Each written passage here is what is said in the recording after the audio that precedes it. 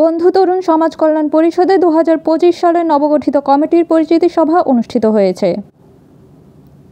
আমাদের চাঁদপুর হাইমজোর উপজেলা প্রতিনিধি মোহাম্মদ সাইফুল ইসলামের পাঠানো ভিডিও চিত্রে দেখুন বিস্তারিত।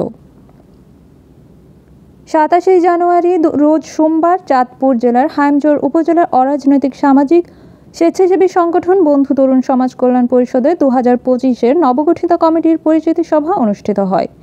ভিঙ্গুলিয়া ছইয়াল বাড়ির সামনে সংগঠন নিজস্ব কার্যালয়ে এই পরিচিতি সভা অনুষ্ঠিত হয়েছে।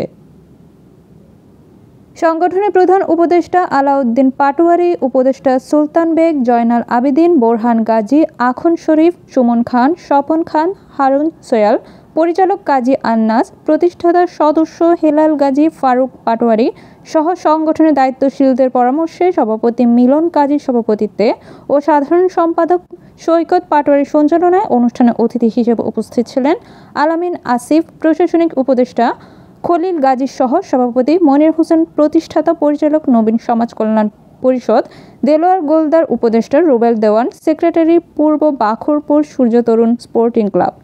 এই সময় উপস্থিত অতিথিরা তাদের বক্তব্যে বলেন, অতীতে সংগঠনের পক্ষ থেকে বিভিন্ন ধরনের অসহায় মেয়ের বিয়ের জন্য সহায়তা করা হয়।